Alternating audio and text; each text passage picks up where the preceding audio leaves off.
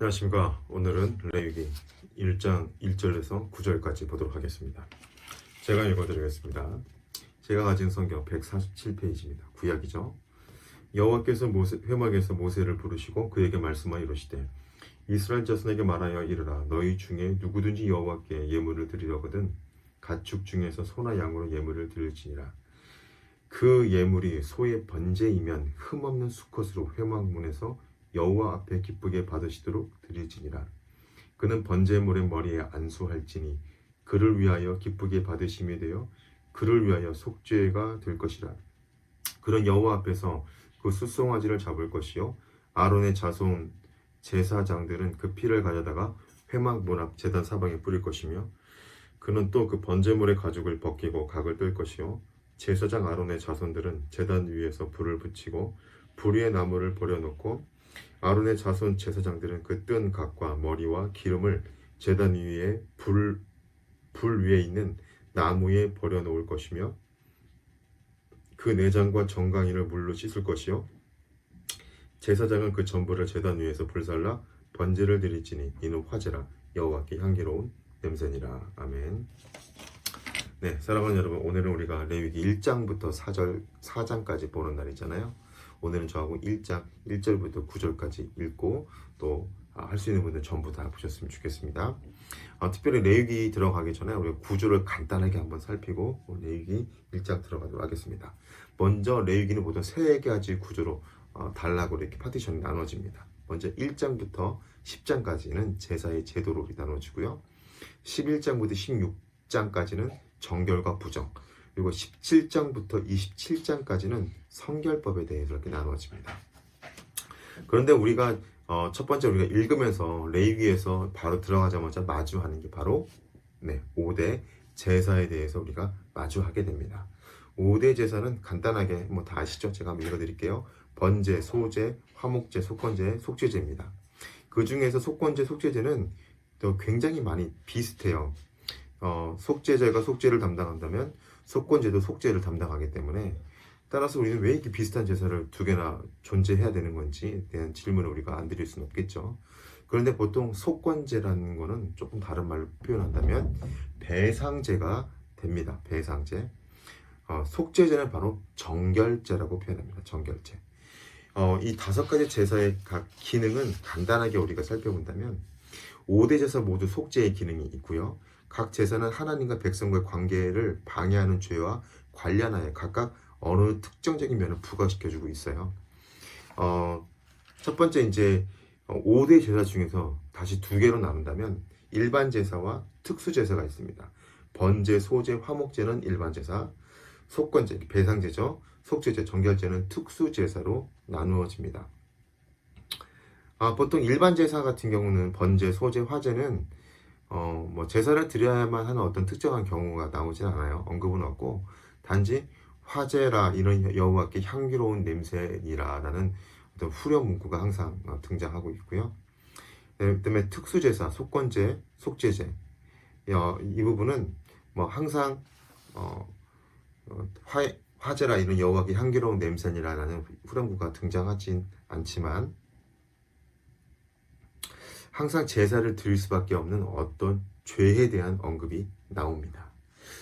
간단하게 우리가 5대 제사의 기능을 살펴본다면 번제는 가장 기본적인 제사로 하나님과 백성의 만남의 장을 열어주는 제사이고요. 소제는 번제 등과 병행, 일종의 구원에 대한 간구 기도로 작용합니다. 그러니까 혼자 드려지진 않고 다른 제사와 같이 병행해서 드려집니다. 화목제는 관계 회복을 잔치로 표현을 했고요. 속죄제, 정결제는 죄의 더러운 때 혹은 오염을 형상화했고요.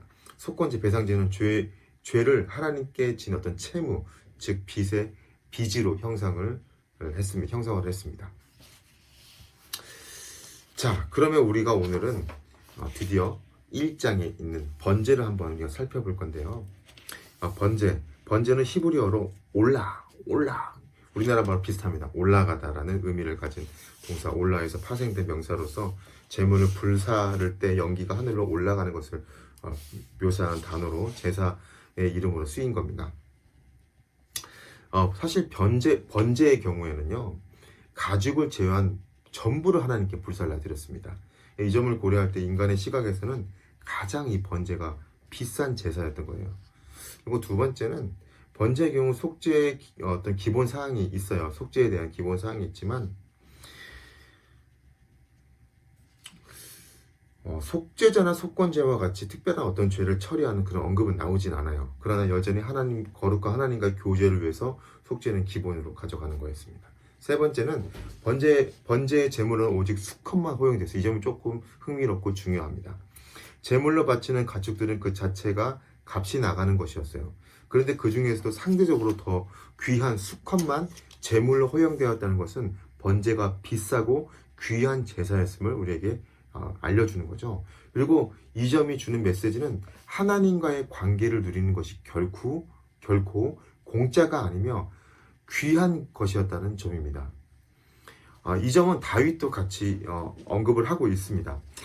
사무엘하 24장 24절에서 하나님의 심판에 대한 속죄로 제사를 드릴 때 아라우라에게 거저 주겠다는 가축을 그냥 공짜로 제사 드리지 않겠다. 내가 값을 지불하겠다라고 하면서 이렇게 이야기합니다. 내가 값을 주고 내게서 살이라. 값 없이는 내 하나님 여호와께 번제를 드리지 아니하리라라고 이야기를 합니다. 그러니까 방금 말씀드린 바와 같이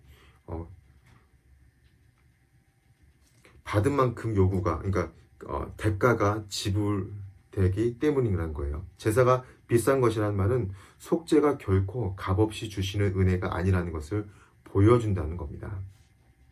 네 번째는 비록 번제의 메시지가 하나님의 관계를 얻는 것이 비싸다는 것을 보여주기는 하지만 하나님은 그 비싼 값을 치를 수 없는 가난한 사람을 위해서 이 관계 회복의 길을 열어두셨는데 그 길은 바로 새의 번제예요. 우리가 읽진 않았지만 14절 만일 여호와께 드린 예물이 새 번제이면 산뼈들기 집부들기 새끼로 예물을 드릴 것이요. 그러니까 가장 값싸게 살 수 있는 이 새 번제로 하나님께서 회복의 길을 열어놓은 거죠. 그러니까 우리는 하나님을 섬기는 것이 결코 싸거나 공짜가 아님을 우리가 다시 한번 알아야 한다는 겁니다. 그리고 또한 하나님은 결코 우리가 돈 없으면 섬길 수 없는 분도 아니라는 것도 알아야 돼요. 신약에서 예수님께서는 과부가 바친 아주 작은 돈인 2렙돈에 대해서 내가 진실로 너에게 이르노니 이 가난한 과부는 헌금함에 넣은 모든 사람보다 많이 넣었다라고 이야기하잖아요. 이와 마찬가지로 새해 번제를 통해서 하나님은 가난한 자들의 관계 회복을 위해 하나님께 나아오도록 요구하시는 겁니다. 나오는 것을 귀하게 여기시는 거죠. 다섯 번째는 각 번제물의 봉헌 절제 마지막에는 화제라. 우리가 오늘 읽었죠. 이는 향기로운 냄새니라 라는 후렴구가 나와요. 이 문구는 번제가 봉헌자에 대해서 하나님의 호의를 회복시키는 결과를 낳았음을 의미합니다. 하나님은 죄인이 하나님 앞에 나오는 것을 사랑하시는 분입니다. 우리가 1장의 이 번제에 대해서 잠깐 살펴보았습니다. 저는 여기에서 특별히 3절에서 소의 번제이며 흠없는 수컷을 회막문에서 여호와 앞에 기쁘시게 받도록 드릴지니라 라고 하잖아요. 여기 이 구절에 있는 딱 한 분이 떠오르더라고요. 누구죠? 맞습니다. 예수님이시죠. 예수님이 이 땅에 우리를 위해서 흠없는 분으로 이 땅에 오셔서 우리의 죄를 위해 죽으시고 또 우리의 영원한 생명을 위하여 부활하셨잖아요. 그래서 사실 레위기를 읽어보면 굉장히 제사 과정이 복잡하고 굉장히 힘들었겠다는 생각이 많이 듭니다. 아침마다 돼지 멱다는 소리 돼지는 없었겠죠. 아무튼 그런 소를 잡고 피가 낭자하고 그 고기를 각을 뜨고 마치 어떤 도살장 같은 그런 느낌이잖아요. 우리가 교회 나올 때 매일 예배가 이런 거 같다라고 한다면 정말 힘들었겠죠. 그러면서 예수님께 너무 감사합니다. 물론 이 동물의 피로서는 우리 죄를 사할 수는 없고 영원하신 하나님이신 그분이 이 땅에 오셔서 우리를 위해 피 흘리신 그 피가 더 가장 귀한 거죠. 그 피를 통해서 우리가 그 죄 사함을 받은 거겠죠. 여튼 그 과정에 너무나 하나님께 감사하고 또 흠없는 그분이 이 땅에 오셨다는 사실이 참으로 감사하고 믿음으로 우리가 구원을 받고 또 오늘 하루도 하나님 안에서 이렇게 살아갈 수 있다는 것이 참으로 많이 감사하다 생각이 됩니다. 두 번째는 오늘 제가 설명한 대로 하나님께 나오는 것은 결코 값싼 것이 아니라는 겁니다. 예전에 구약에는 정말 비싼 제사를 드리고 하나님 앞에 나왔다는 거예요. 우리가 뭐 돈을 많이 가져다 드리고 이런 것보다는 우리가 정말 지금은 제 자신을 산 제사로 드리잖아요. 하나님께 받은 은혜, 구원이 공짜가 아니라는 사실, 구원받은 사실에 대해서 공짜가 아니고 죄사함을 받은 사실에 대해서 공짜가 아니라는 사실을 우리가 기억하면서 우리가 정말 값비싼 제사, 구약에 소나 양 막 엄청난 돈을 들여서 그 제사를 드려야만 우리가 구원을 받을 수 있고 죄사함을 받을 수 있는데, 그렇지 않고 우리가 예수 그리스도를 믿고 우리가 죄 고백하기만 하면 우리 죄를 용서해 주신다는 그 놀라운 사실을 우리가 깨달으면서 오늘 하루도 하나님 안에서 좋은 명절인데 새해 복 많이 받으시고 하나님 안에서 온전케 되는 우리가 되기 바랍니다. 지금 집에서 전기를 써서 깜빡깜빡거리네요. 네, 오늘 하루도 하나님 안에서 복 많이 받으시고 새해 복도 많이 받으시길 바랍니다. 여러분, 전 여기서 이걸 느꼈습니다. 여러분들은 어떤 걸 느꼈습니까? 느낀 부분이 있다면 가지고 한번 기도하겠습니다. 하나님 감사합니다.